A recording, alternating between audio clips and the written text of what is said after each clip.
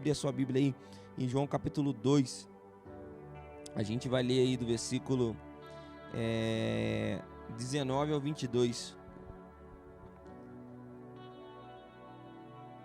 Diz assim, Jesus, do versículo 18, perguntaram-lhe, pois, os judeus, que sinal nos mostras para fazer essas coisas?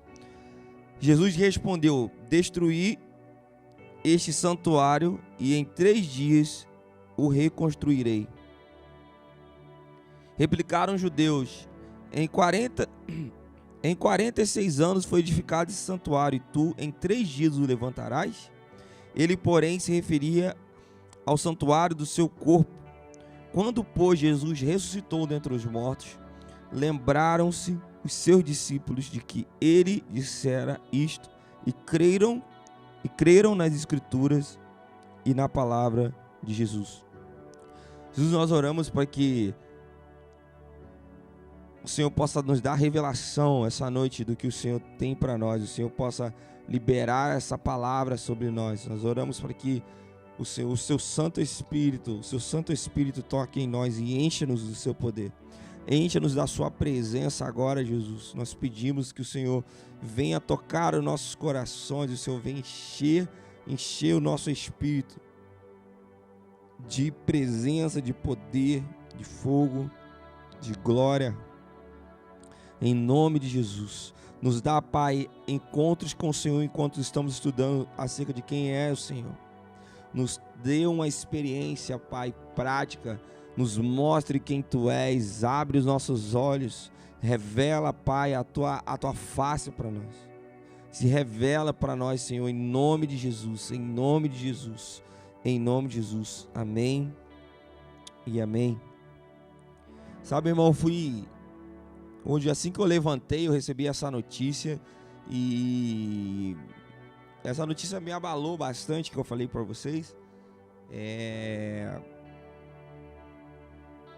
Hoje eu estava conversando com o Orlando e a gente falou, né, que quando é alguém que a gente conhece, convive perto de nós, ou alguém que está no mesmo ciclo de amizade ou caminha nos mesmos lugares, alguém que representa alguma atividade prática no seu dia a dia, você sente bastante. E a primeira coisa que vem na sua cabeça é tipo, cara, podia ser eu, podia ser qualquer um de nós. E a cada dia que a gente acha que as coisas melhoram, e as coisas às vezes vem alguma notícia ou algo que parece nos lembrar de quão frágeis nós somos e de quanto nós carecemos do poder e da misericórdia do Senhor. E isso me fez trazer essa palavra que eu vou compartilhar com vocês hoje, que na verdade poucas coisas são constantes na vida, ou poucas coisas são tão certas na vida, sabe? Mas há algo que todos nós conhecemos como uma verdade, sabe? Os cemitérios do mundo inteiro testificam sobre a constância e a certeza da morte, sabe? A Bíblia nos ensina e nos informa que a morte entrou no mundo ali no Éden, através do pecado ali em Adão e Eva, entrou a morte na humanidade através do pecado, e que o salário do pecado é a morte, a recompensa do pecado é a morte, sabe? No jardim do Éden, para a criação mais querida de Deus, a gente pode dizer assim, mas sabe, o homem foi dada a dignidade de o homem escolher livremente amar e obedecer a Deus. Deus criou o homem, a sua criação, a sua imagem e semelhança, e deu a ele a oportunidade de ele escolher servi-lo, a oportunidade de escolher amá-lo. Então a instrução de Deus foi muito clara ali no Éden. Era como, parafraseando, né? Olha, se você caminhar de acordo com o caminho que eu te dou, você vai experimentar comunhão, você vai experimentar presença sem fim, você vai experimentar os prazeres de Deus. Isso traz para nós também. Caminhe de acordo com o caminho de Deus e você vai experimentar a comunhão sem fim e os prazeres de Deus. E também caminhe de acordo com seus próprios preceitos. Caminhe de acordo com os desejos do seu coração, do seu próprio coração, e certamente você irá experimentar a morte. Parafraseando o que Deus estava comentando com Adão. Então, de fato, uma coisa que a gente pode ter certeza é que hoje muitas pessoas estão morrendo, muitas pessoas morreram no dia de hoje e muitas pessoas morrerão nessas próximas horas. Sabe, existe um princípio que prevalece,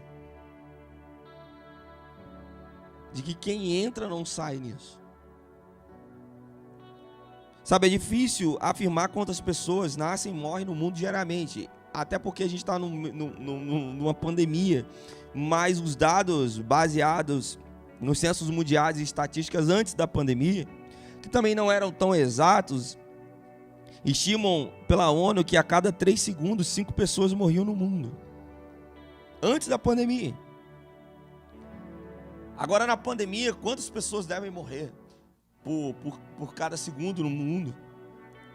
Mas assim, contudo, meu irmão, mesmo diante desse cenário terrível que a gente vive hoje, em que você fala com alguém hoje, daqui a pouco, daqui a um mês, talvez essa pessoa não esteja mais perto de você, em que você toma café com alguém, troca uma ideia com alguém, ouve uma palavra de algum pastor, sabe, a gente teve esses dias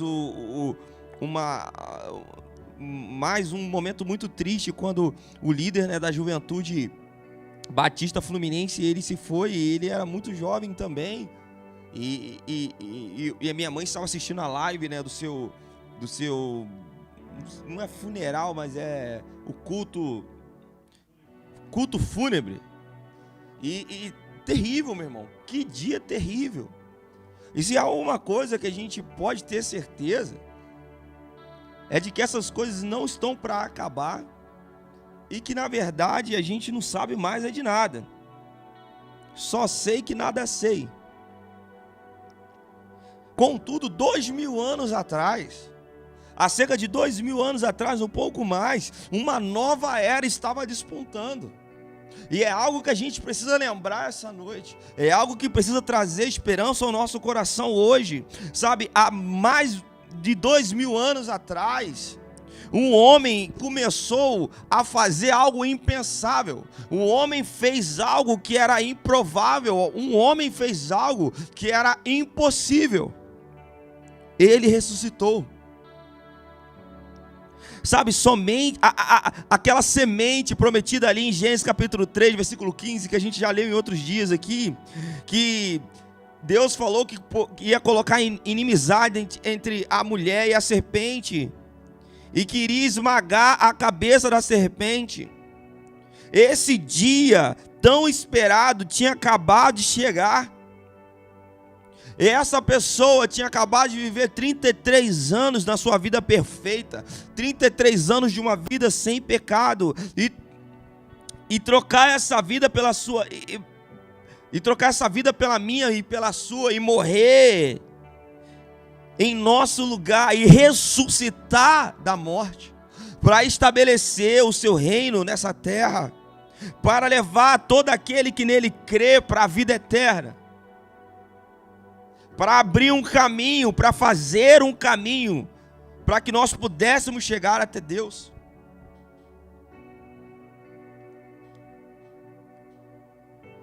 A gente falou sobre o anseio de todos os santos, de que eles achavam que esse dia chegaria logo, e que muitos da Bíblia ansiaram por esse dia. Abraão ansiou por esse dia, Moisés ansiou por esse dia, Adão ansiou por esse dia. E finalmente esse dia havia chegado. Ele trocou sua inocente e perfeita vida pela minha vida pecaminosa. pela sua vida pecaminosa. Então, assim, através do pecado, de um único homem, a morte entra na história humana lá no Éden. E agora, através da vida inculpável de um único homem, a vida eterna entra dentro da história humana. Romanos 6, 23 diz assim: porque o salário do pecado é a morte, mas o dom gratuito de Deus é a vida eterna em Cristo. Sabe, aquilo que parecia ser uma tragédia numa sexta-feira como essa, aquilo que parecia ser uma tragédia era uma sexta-feira como hoje, onde parecia que o chão tinha sumido, se tornaria a maior notícia da história no domingo. Sabe, aquilo que parecia terrível numa sexta-feira como essa, 2 dias depois, ou 3 dias depois, como você quiser contar, a morte tinha acabado de perder o seu poder. Sabe, se Deus na sexta-feira levantou um monte de perguntas na mente das pessoas, se hoje numa sexta-feira como essa, como quando a gente perde alguém que a gente conhece, levanta um monte de dúvidas e um monte de perguntas na nossa mente, se Deus levantou um monte de perguntas e um monte de dúvidas na cabeça das pessoas, como acontece hoje, quando acontece, meu irmão, quando alguém que você conhece, alguém da sua família morre, quando alguém que você trabalha, do seu trabalho, alguém, sabe, seu amigo, quando alguém que você conhece morre, um monte de dúvidas levantam na sua cabeça e um monte de questionamentos vêm. E se Deus levantou essas perguntas numa sexta-feira, no domingo Deus levantou um homem, sabe, e esse homem levantado é a resposta de todas as questões provocadas. Jesus ressurreto, Jesus se levantando da sepultura é a resposta para todas as dúvidas que nós temos sobre a morte. Jesus se levantando da sepultura é a resposta que nós temos para nossos parentes que morreram, para as pessoas que a gente conhece que estão à beira da morte, as pessoas que vão partir e todas as dúvidas que surgem na sua mente. Olha o porquê que Deus deixou essas coisas acontecerem, olha o porquê que essa pessoa faleceu. Meu irmão, o homem que ressuscitou há 2000 anos atrás é a resposta de todas essas perguntas. Se Deus na sexta-feira levantou um monte de perguntas, no domingo ele levantou o homem. E o homem levantado é a resposta de todas as questões provocadas, disse Stanley Jones. Sabe, meu irmão, a importância da ressurreição nos dias de Jesus. Sabe, a ressurreição nos dias de Jesus foi histórica. Foi histórica, sabe? Foi histórica, foi física e foi permanente. Existe um filme que eu acho que é chamado de Ressurreição, que é tipo a continuação da Paixão de Cristo. Já ouviu, Diabo? É Ressurreição o nome, não é? Que conta o corre-corre do sábado, né? Com um centurião, né? A história contada por um centurião que assistia. Assiste esse filme, é bem legal. Acho que o nome dele é Ressurreição. Se alguém souber, coloca no chat aí o nome. Então a ressurreição de Jesus foi histórica, meu irmão. Foi histórica e foi física. Então a palavra ressurreição no Novo Testamento é a palavra anastasis, ou anástasis, que significa vida depois da morte. Mas o significado e essa promessa do Novo Testamento de ressurreição é diferente do senso comum de vida após a morte.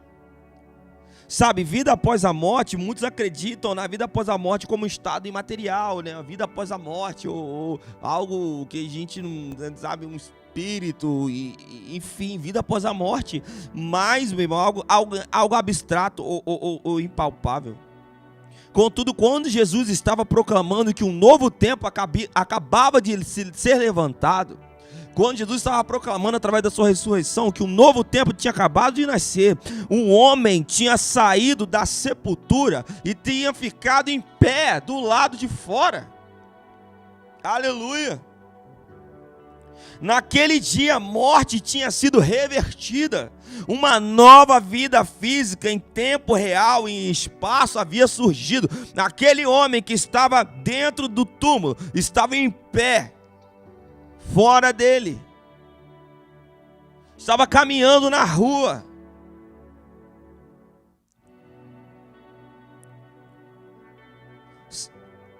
Sabe, a ressurreição de Jesus fez os discípulos deixarem as suas antigas atividades para sempre. Pedro nunca mais pescou, nunca mais pegou um barco ali para pescar, meu irmão. Ele largou a sua vida para sempre. A ressurreição de Jesus mudou o curso da vida de todas as pessoas que estavam ali ao redor. E, na verdade, a ressurreição de Jesus mudou o curso das nossas vidas. Hoje, o que aconteceu naquele domingo selou o início de toda uma mudança histórica. Sabe, o nascimento da igreja era dependente da ressurreição de Jesus. Jesus, ele anuncia a sua ressurreição enquanto ele estava na terra. Por várias vezes ele comunicou que ele iria ressuscitar e muitas pessoas não tinham entendido. Sabe, a sua primeira proclamação, depois que ele virou as mesas do templo, foi a profecia sobre a sua morte e ressurreição que a gente acabou de ler. Perguntaram: ei, que sinal você mostra para fazer essas coisas? Jesus respondeu: destruí esse santuário e vou construir em 3 dias. E os judeus falaram: em 46 anos foi edificado esse santuário e tu em 3 dias o levantarás? Versículo 22. Quando, pois, Jesus ressuscitou dentre os mortos, lembraram-se os seus discípulos de que ele dissera isto e creram na Escritura e na palavra de Jesus.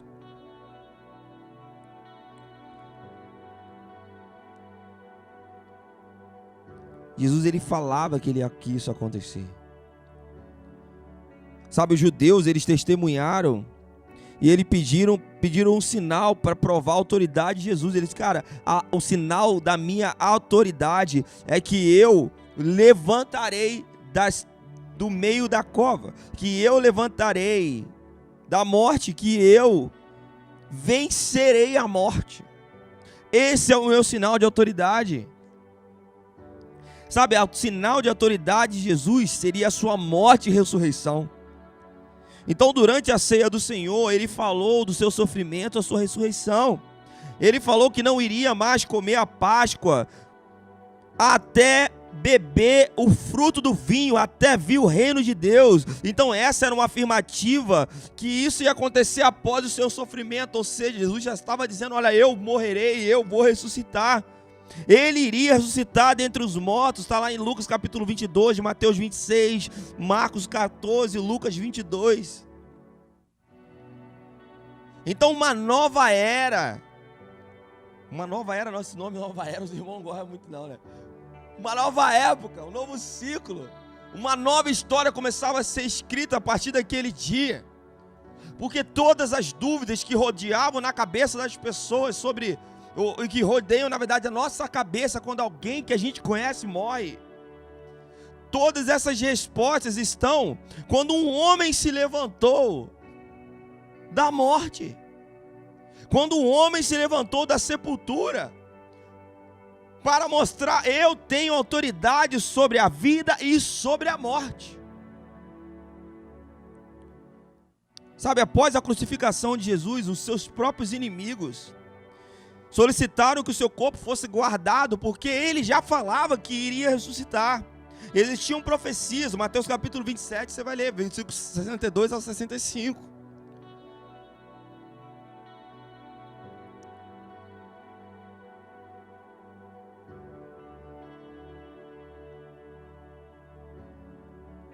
A ressurreição de Jesus aconteceu no início do 3º dia depois da sua morte. Então houve um grande terremoto. A Bíblia diz que um anjo poderoso descendo do céu, rolou a pedra de frente do túmulo. E o medo, sabe, apavorou aqueles guardas. E ele anunciou a ressurreição de Jesus para uma mulher. Sabe, havia um anjo semelhante a um homem vestido com uma longa túnica branca, e ele estava sentado do lado direito do túmulo. E esse anjo anunciou: olha, ele não está mais aqui, ele ressuscitou. A mulher, ela encontrou a pedra removida no caminho, e dois homens ou anjos, né, com roupas brancas brilhantes, na verdade anunciaram a ressurreição. João, Maria Madalena, enquanto chorava abaixada ali, olhou dentro do túmulo e viu dois anjos de branco. Sabe, um estava sentado na cabeceira da lápide, outro de pé. Eles perguntaram a razão por que ela chorava. Porque ele tinha acabado de ressuscitar. Mulher, o porquê você está chorando? Mulher, porque choras, a quem procuras? Ele não está mais aqui, ele ressuscitou. Então a ressurreição de Jesus é uma resposta a todos os questionamentos que nós temos quando nós pensamos em alguém que a gente conhece que morreu. E a ressurreição de Jesus revela a autoridade que Jesus tem sobre a vida e sobre a morte. E a ressurreição de Jesus revela o amável rei, revela essa faceta de Jesus, o Jesus amável, o amor de Jesus. O amor de Jesus não foi somente na cruz, mas também na sua ressurreição. Jesus, ele apareceu para os seus discípulos em várias ocasiões diferentes após a sua ressurreição. Eu vou te fazer uma pergunta: se você fosse Jesus, quem você ia escolher para aparecer em primeiro lugar? Quem te viu passar na prova e não te ajudou? Você ia lá para Herodes, ia lá em Pilatos. Aê, eu aqui, ó. Ei, Pilatos. Você ia lá em Pilatos, você ia lá em Herodes. Você ia no Sinédrio. No Sinédrio, que estava todo mundo articulando contra você. Você ia lá no Sinédrio. Você lá não vou nem no Sinédrio, nem eu vou em César. Talvez era isso que ia pensar a maioria de nós. De acabar de vencer a morte. Só que Jesus não. Depois que ele ressuscitou, contrariando tudo que as pessoas pensavam quem ele era, ele escolhe um dos mais fracos que ele tinha caminhado, mais frágeis, ou um dos menores. A pessoa que lavou os seus pés com as suas lágrimas e enxugou com os seus cabelos. Foi a pessoa que Jesus escolheu. Sabe, a Maria, ela tinha sido muito perdoada porque ela tinha aprendido a amar muito. Marcos capítulo 16, versículo 9. Ela tinha muito pecado, e quem muito ama, muito tem a ser perdoado, e muito quem é perdoado, muito ama. Essa mulher vivia no meio de pecado, e o nosso rei, ele é tão diferente de nós. Sabe, Jesus, ele visitou um dos mais frágeis, ou um dos menores entre os seus seguidores, sabe? Ele visitou o que tinha ficado completamente devastado depois da sua morte. Sabe, Maria Madalena, ela tinha 7 demônios. A Bíblia diz que provavelmente ela viveu uma vida de prostituição antes de conhecer a Jesus. Antes de ter a sua vida transformada por Jesus, e após a morte brutal de Jesus na cruz, Maria estava absolutamente devastada. E Jesus se revela primeiramente a ela. Talvez a menor de todos ali.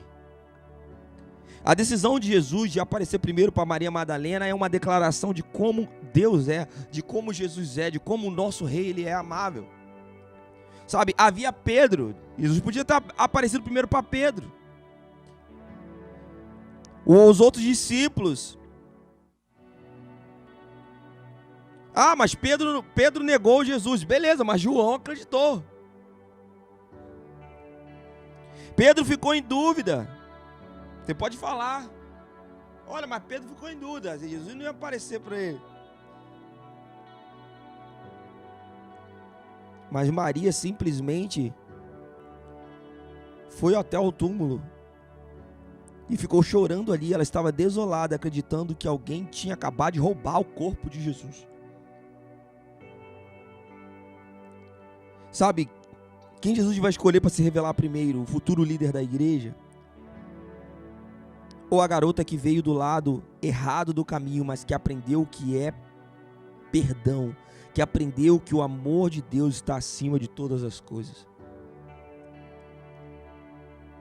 Sabe, meu irmão, quem você acha que Jesus vai visitar? Você acha que Jesus vai visitar o pastor da igreja? Você acha que Jesus vai visitar o grande apóstolo do país? Tu acha que Jesus vai visitar os grandes profetas do país? A gente tem visto aí nos últimos dias que, na verdade, os grandes profetas do país, na verdade, precisam até ser visitados por Jesus. Meu irmão, Jesus, ele não escolhe por crachá. Sabe, a seleção de Jesus é pelo coração e por quem o ama. No momento em que ela disse isso, ela se virou e viu Jesus em pé ali. Ela não percebeu que aquele era Jesus. João capítulo 20. Ela provavelmente estava chorando ali no chão, em grande desespero aos pés de Jesus, sem perceber que era Jesus. E na última vez, meu irmão, que ela esteve aos seus pés, ela entrou numa casa de um fariseu, chorou sobre eles, lavando os pés com seus próprios cabelos.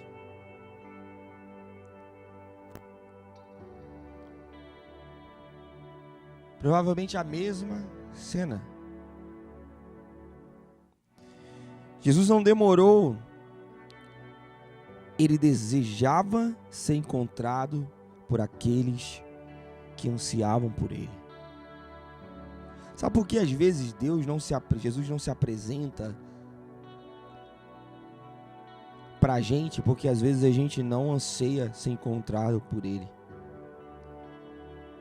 A gente acha que Jesus vai encontrar sempre as pessoas que a gente acha que são mais poderosas, mas Jesus encontra aquelas pessoas que têm o coração que anseia por ele. Jesus deseja ser encontrado por aqueles que anseiam, por aqueles que o buscam com a motivação correta nos seus corações. Jesus deseja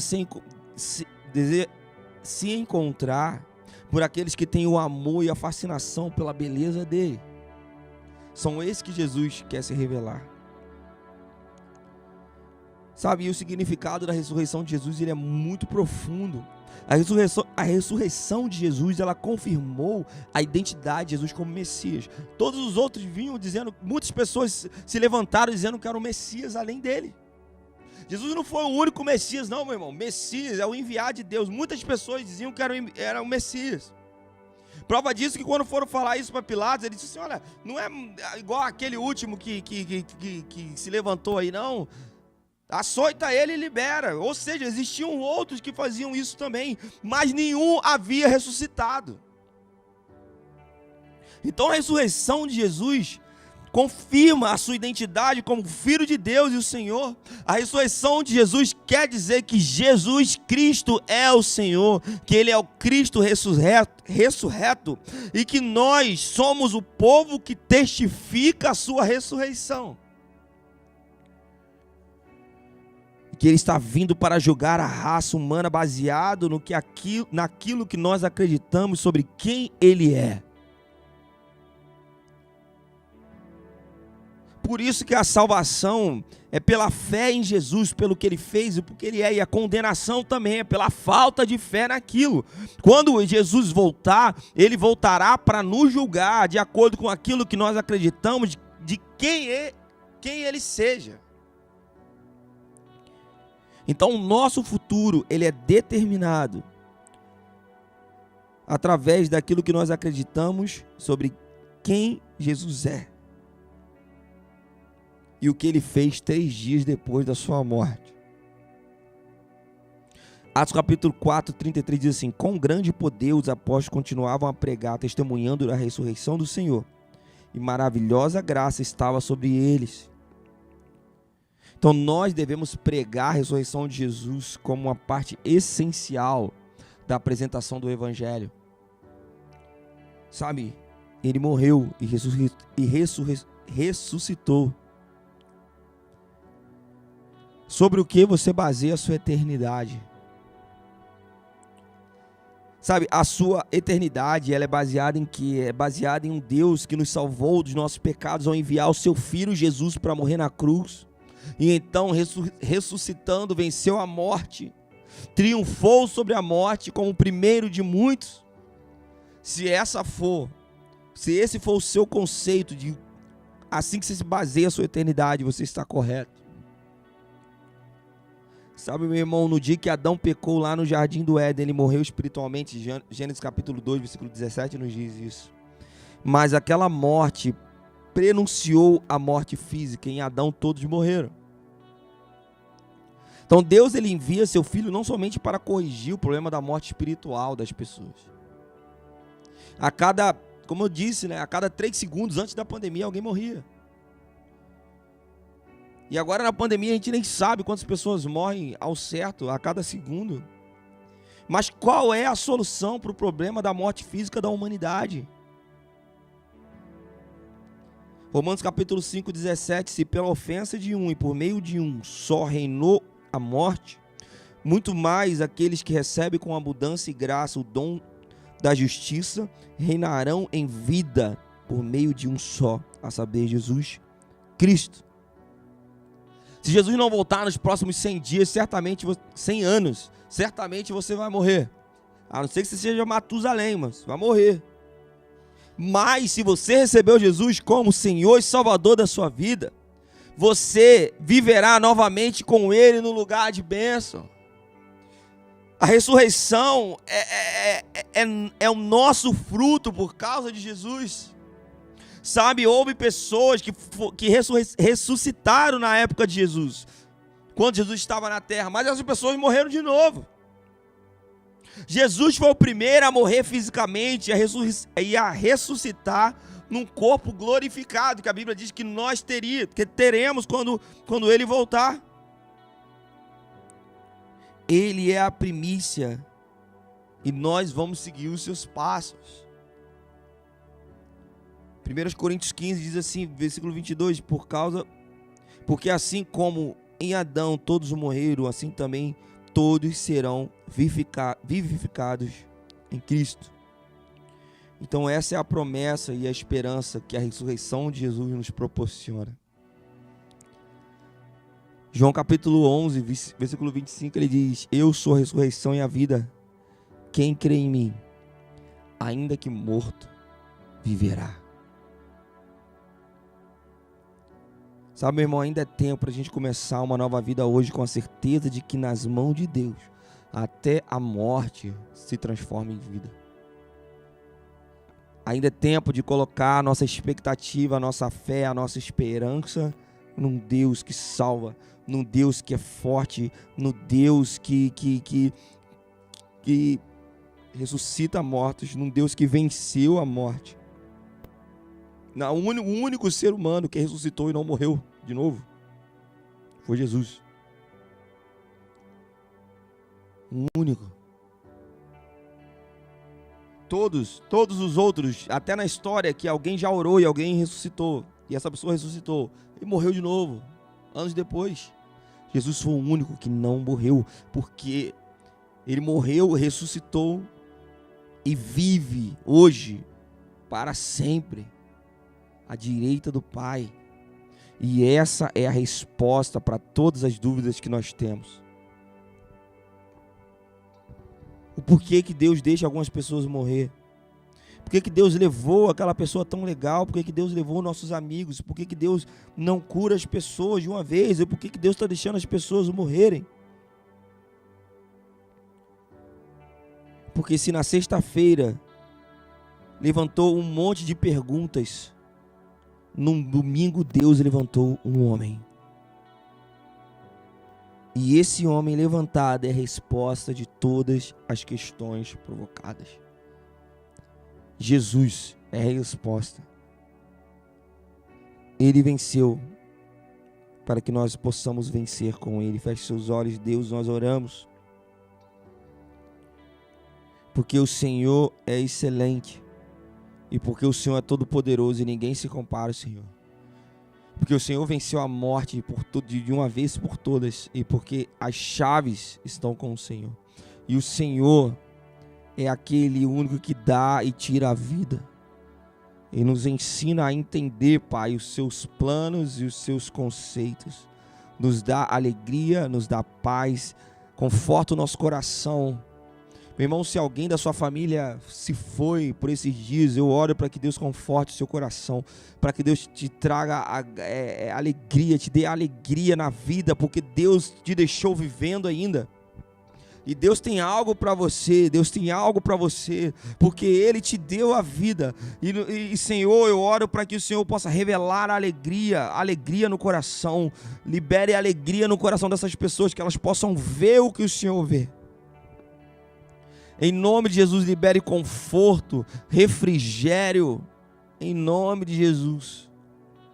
Aqueles que perderam pessoas nesses últimos meses por causa da pandemia, libere refrigério no coração, aumente a fé e libere a certeza de que o Senhor venceu a morte, que o Senhor tem toda a autoridade sobre a morte e a vida.